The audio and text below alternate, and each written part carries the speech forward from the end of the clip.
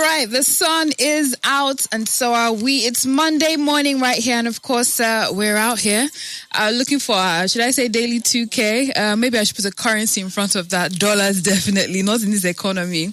But yes, it's Follow the Money with Ugo Dre right here on Classic FM. I am Joanna Mustafa, sitting in for him.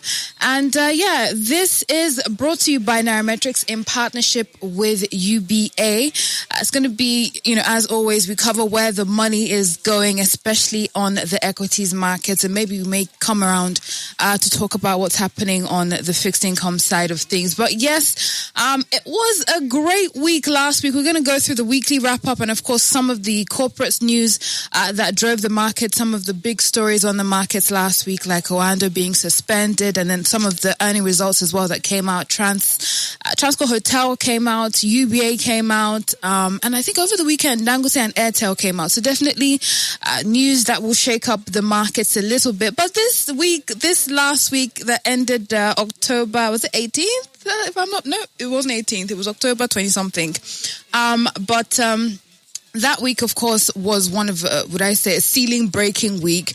I don't recall a week as strong as last week in H2 2024. We haven't recorded a full week as far as what I've been recording. We haven't recorded a full week with every day staying consistently in the green. The bears were nowhere to be found. And by that, I mean, no day in the red. Even Iredale attempted a rebound this week. The market gained 1.41%. And again, like I did say, a ceiling-breaking week. We did break the 60 trillion mark. In fact, we spent 2 consecutive days above 60 trillion when it comes to market capitalization. We went from 59.43 trillion at the beginning of the week, and I think by the end of the week, we're about 60.261 trillion market capitalization. Another ceiling that was broken was all share index when it comes to the points. We did rise above the 99,000 ceiling. We started at 98,070.28, and we wrapped up the week at 99,448.91 points. Of course, some will say it was inevitable, but for several weeks it has been inevitable, and then something comes and drags the market down. So yes, we did do that last week. A couple of stocks also rejoined the SWOTs category. The stocks worth over ₦1 trillion. FBN Holdings was one of them. Oando was one of them. And Transcorp Hotel was the final that rejoined the SWOTs category. Of course, we know that these stocks are not new to that category. They've been in and out. What we want to see is them cement their place in that category. But yes, all in all, this week recorded, positive, the trading week, a rally, especially in banking stocks. We saw, I think it was on Thursday, there was just that huge rally within the banking index. Insurance and oil and gas stocks as well. Oil and gas seems to be a consistent one with that, and this was all despite profit taking in the consumer goods sector. The market recorded 58 equities stocks that appreciated in price during the week, and about 30. I think the previous week was at 33. So you can see the difference in how strong a week we did have.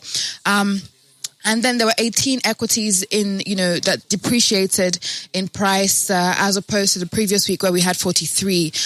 So you can see that huge difference. All indices finished the review week higher, aside from consumer goods, which was down 0.84%, and the NGX Lotus, that's the index that tracks the performance of Sharia compliant equities. NGX Lotus, that was down 1.19%, but everything else was in the green.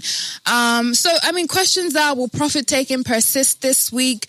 Will we see more buying interest intensify? In what direction will some of the, latest earning release drive or direct investors? That's something we hope to see. But year-to-date performance, we're at 33%. So that's slightly above inflation, 30 basis points above inflation. Definitely good news.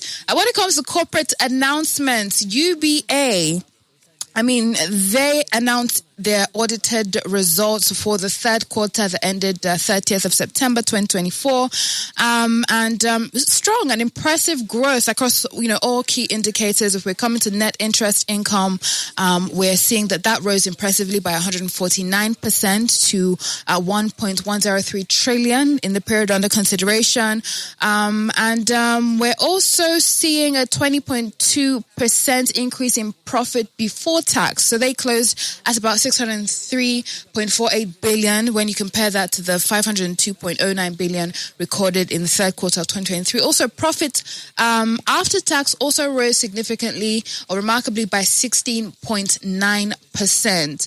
And of course, we did see that rally on UBA stocks during the week. As well, Airtel Africa, their financial statements for half year ending 30th of September came out, I think, over the weekend or so. They recorded a profit after tax of 79 million at the end of the first half of their financial year that ended September 2024. And just to take you back a bit, UBA, by the way, they're gearing up for their capital raise in a few weeks. So it'll be interesting to see how their results drive interest and all of that. We await more details. Back to Airtel Africa, they reduced their exposure to foreign currency. That improved the company's performance in the period. Airtel Africa said its regulatory filing that 89% of its operating company's debt is now local. So that's I think that would be a sigh of relief for investors and the company itself. Airtel Africa's revenue also fell to $2.37 billion for March to September due to currency devaluation. That's the story of quite a number within that sector, telcos, and they're working their way to reduce their FX exposure with all the volatility that we've seen of late. But they've also, customer base has increased by 6.1% to 156.6 million. So, it's left with investors. We'll see how they move, according to what they've seen from Airtel Africa. We know that it's a huge one. I think it's one of the most expensive stocks on the NGX, one of the most capitalized stocks on the NGX. Let me be safe and say that. So, if anything happens to it this week, it definitely will affect the floor, and hopefully we don't slip, below the ceilings that we've broken last week. But yes, that's their results. Coming to Orlando, they have also released a new date for publication of their financial statement. So I think it was a week before, they said they were going to release their audited financial statements on Wednesday, 23rd, right? And this has been a long time coming. We haven't seen an audited financial statement from them in, I think, about 2 years. And they did not meet up with that deadline again. It's not the first time that they're giving out a date and not meeting up with the deadline. They didn't meet up again, but they're coming out now to say that this Friday, November 1st, they will be dropping that financial statement. Of course, they were suspended as a result on the NGX from trading that stock. You can't trade it on that stock. Now, the NGX Reg did suspend them until they release their audited financials. So, that's what's happening now. And hopefully they're able to meet up with their 1st of November deadline. And it's not the first time this is happening. In JSC as well, on Johannesburg Stock Exchange, we know earlier in the year, the same thing happened. They were suspended for not, being able to submit financials. So, we'll see how sentiments move. But interesting enough, before its suspension, it did rally significantly. In fact, it was one of the stocks that buoyed the exchange during the week. But, so, we'll see what happens. That's all I'll keep saying. 1st of November is the date that they have said that they'll be releasing their audited financials. They did mention that the delay was due to materiality of its recently completed acquisition. To quote what was said, we hereby regret to notify the public of a 7-day delay. We wish to further provide an update that the audit committee and company's board have convened as scheduled to review and approve the 2023 audited financial statements and have provisionally approved the financials presented subject to its issuance of the auditor's opinion. So Friday is the day. We'll see what happens. They said their auditors requested additional time to finalize their audit's opinion which now includes, of course, evaluating the impact of the acquisition. We know the Agip acquisition, may affect their books one way or the other. But again, 1st of November is the day. As of now, no trading on that stock until they submit their financials.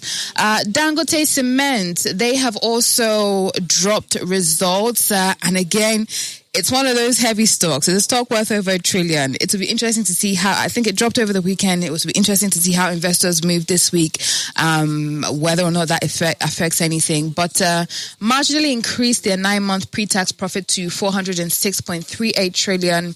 And this is according to the company's unaudited financial statements for the period between January and September.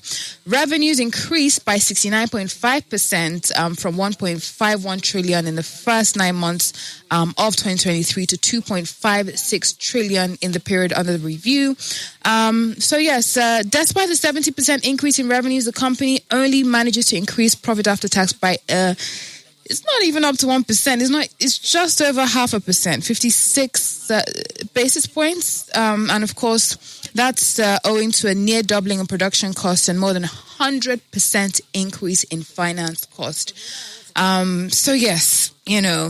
Airtel, Dangote, their results have dropped, both heavy hitters. We'll see how the floor reacts. Finally, before we go on a break, Nigeria is considering U.S. diaspora bond as CBN targets $1 billion monthly remittance. They're contemplating the issuance of a diaspora bond in the United States next year. We know that earlier in the year they did a domestic dollar-denominated bond, and the results were quite impressive. So now they're planning the issuance of a diaspora bond in the United States next year. They're aiming to secure monthly remittance inflow of $1 billion. This is according to, I won't say Cardi B, but yes, Central Bank Governor Olayemi Cardoso. He in an interview conducted during the, IMF and World Bank meeting in Washington, D.C., he highlighted the growing investment appetite among Nigerians living abroad who have doubled their remittance contributions since the current administration initiated significant reforms last year. So, we'll see how that pans out. They're saying it's scheduled for next year, and we'll also see what diaspora appetite is like and how they respond to that bond. But that's your weekly wrap up for some of the big investment news, especially on the NGX. Last week, when we return, we'll be speaking with Adebayo Adebanjo, Senior Analyst, Research and Strategy at Cardinal Stone Securities. Stay with us. This is Follow the Money with Ugo Dre, brought to you by Nairametrics in partnership with UBA. Yes, Follow the Money with Ugo Dre is what we are about, at least for the next about 15 minutes here. I am Joanna Mustafa, and of course, we are talking about some of the, big stories for last week that happened within the investment space, specifically the NGX, and of course, what we can anticipate for the week. This is brought to you by Nairametrics in partnership with UBA. Right now, we have Adebayo Adebanjo, Senior Analyst, Research and Strategy from Cardinal Stone Securities. Good morning, Adebayo. Yeah, I guess traffic. To be here. Yeah, I guess traffic has you held up on Monday morning. Typical. But it doesn't stop you from sharing with us some of the insights that happened last week. Let's begin with, it was a ceiling breaking week. We're seeing renewed buy interest. What are your thoughts on some of the things that did happen last week with the renewed buy interest, and of course some of the ceilings we broke when it comes to all share index and market cap? Do you see us continuing with that rally this week, or do you think some of the earnings that we have seen, Dangote, Airtel, might drag the markets down? Yes, I heard you. I said it's a bit nuanced. It's difficult to say in terms of how we expect markets to go this week. A lot of people have been asking questions about Aradel, right? I saw Aradel kind of rebound at the later end of last week, and this is not a surprise to me, because really what has been driving the sell down in Aradel for the most part of last week and the week before was really, investors who had positioned on the NASD market. So a lot of people had bought, Aradel on the NASD prior to it listing on the NGX. And so it just kind of made sense that, profit-taking activities would ensue, in the NGX upon listing.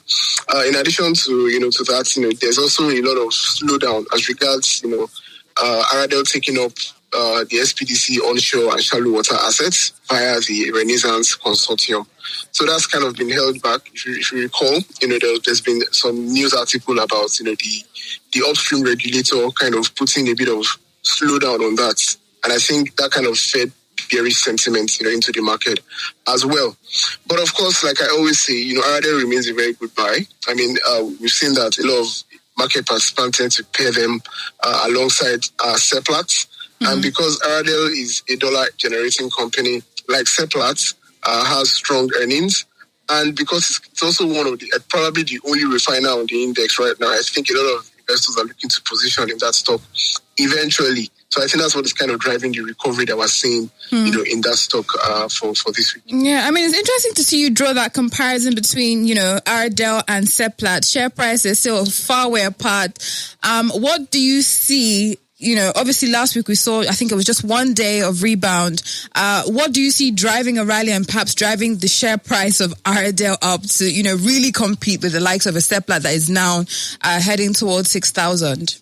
Well, it's tough to compare them, truly speaking, and the reason is not too far-fetched. Seplat is a bigger company, by all standards, and when you look at, the things we use to measure oil and gas companies, mostly we use the 2P reserves, that's the proven and probable reserves. So as of the beginning of this year, Seplat had about over 490 million barrels of oil equivalents as of the beginning of the year in proven reserves. Aradel just has about 190 million barrels of oil equivalents. Right? So you see that the stark comparison there puts Seplat as a bigger company in just proven reserves. And of course, as you are aware, Seplat's transaction on the MPNU just got concluded as of last week, and I think that's what has been driving the positive sentiment in that stock, really. But really, what I expect for Aradel, right, is that fundamentals are going to be back in play. The sell-off, like I already explained before, was because, a lot of investors are positioned on the NASD.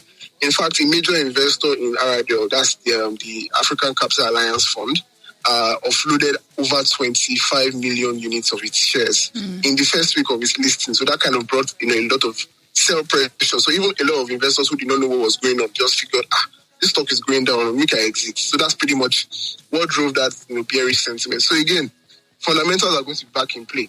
When you look at just H1 performance, we've not seen Q3 numbers of any of these players, but on H1 performance basis, in dollar terms, Aradel reported stronger numbers than Seplat. Although, the reasons for that are very nuanced. It's not one for one. Right? It's not that, maybe, Aradel generated a stronger revenue than Seplat. But when you look at all the deductions from cost pressures, from tax, all those differences, have allowed Aradel to report a better H1 number in profit after tax, relative to Seplat. So all those things are things that will eventually come to the fore, for the company in terms of analyzing it. So we think that when we see Q3 numbers, 9 months numbers, that will give even further, kind of catalyst, right? Making. Yeah, exactly. To give further decision making as to whether Aradel remains a good buy, and I am very, very optimistic about their potentials. Okay, we know that we have seen quite a bit of volatility in Nigeria's energy sector, regulators, and all of that. How is Aradel going to steer through all of that? What partnerships are ahead that perhaps could position it better?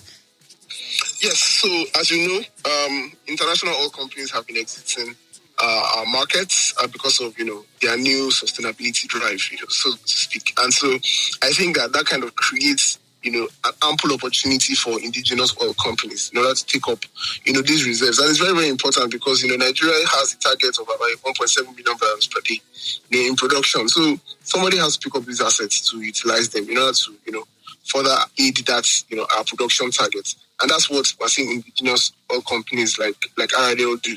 So basically, strategic partnership like the Renaissance Energy Africa Alliance, which, Aradel is a major part of, has sought to take up, SPDC's onshore and shallow water, assets. Aradel recently just took up the Olo and Olo West assets from Total as well.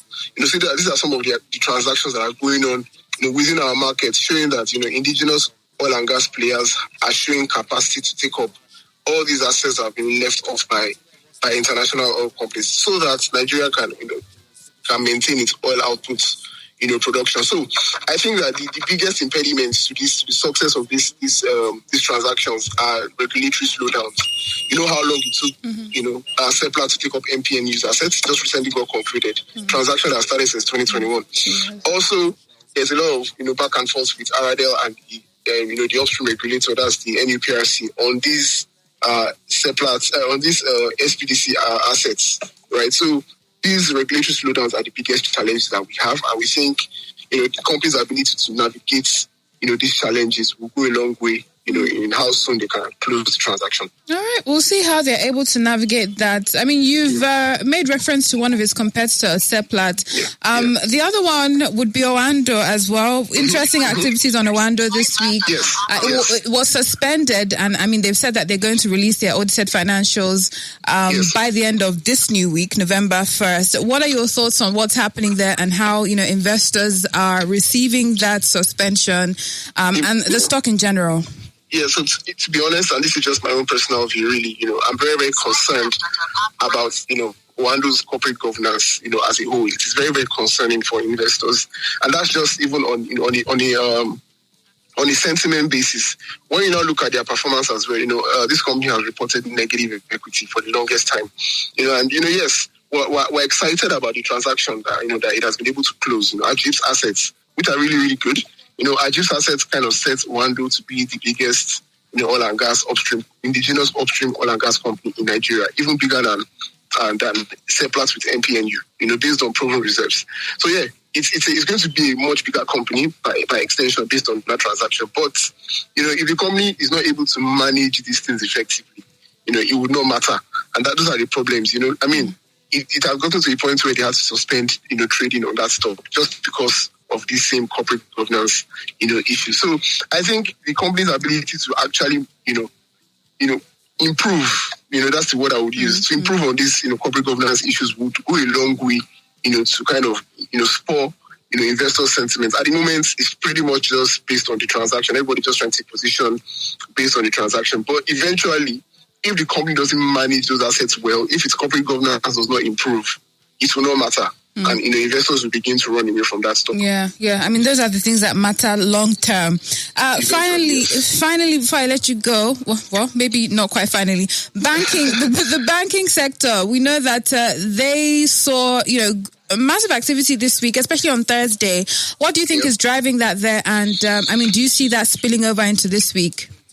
Well, honestly, because banks are some of the most liquid stocks on the market, it's always very, very difficult to pinpoint what could be the major driver. There are multiple reasons why somebody could be buying or somebody could be selling them, right? So I think that Q3 numbers are the most imminent data points as far as banking stocks, are concerned, even though, they just dropped their audited H1 numbers just a couple of weeks ago. So the interval is quite, still a bit longer before we see Q3 numbers. But I think that, if we look at the kind of dividends that have been declared so far by most tier one players, I think that investors are beginning to be more excited about banking stocks. But I think as far as sentiment in recent time, very, very difficult to pinpoint. But I would say that I think there's a lot of optimism as regards what the Q3 numbers will be, and by extension full year numbers, and what the impact of that would have on on the interim dividend ahead of next year. Interesting things to follow, especially this week. Finally, and this is just seeing, perhaps gauging where you think the markets will go this week. Are we going to do you see us staying above 60 trillion this week? Do you see us staying above 99 and perhaps even crossing into the 100,000 all share index points? Honestly, like my former boss used to say where I work, he said, if you could tell where the market will go this week or tomorrow, we wouldn't be doing this job. Right. But really, on balance of all these factors that I have looked at, I think that sentiments will continue for part of this week. I expect as fundamentals are back in play, and a lot more questions will be asked about the fundamentals of the company ahead of Q3 numbers. So that might actually drive a lot of sentiment. For banks, like I said, tough to say. Banks have a very, very bad reputation of going up today and coming back down tomorrow, right? So it's not going to be a surprise to see some profit taking ensue, this week off the back of that rally. Because remember, some investors have already been down, for the longest time. So now that they are close to their weighted average costs, they might want to take profit and exit entirely. So it's really hard to pinpoint. But whether the market will go over 100,000 index points, it's difficult to say. I will not be able to say, for certain. But we'll see how all these factors, interplay and how it affects, the market. And I guess our eyes specifically on the oil and gas sector and banking sector for that. Absolutely. All right. Absolutely. Thank you very much, Adebayo Adebanjo, Senior Analyst of Traffic Soon. Thank you. All right, and that's it today. You can follow them. This show has in partnership with UBA. We'll catch you up on this episode and on Ugo Dre. From me, Joanna Mustafa, have a profitable week ahead.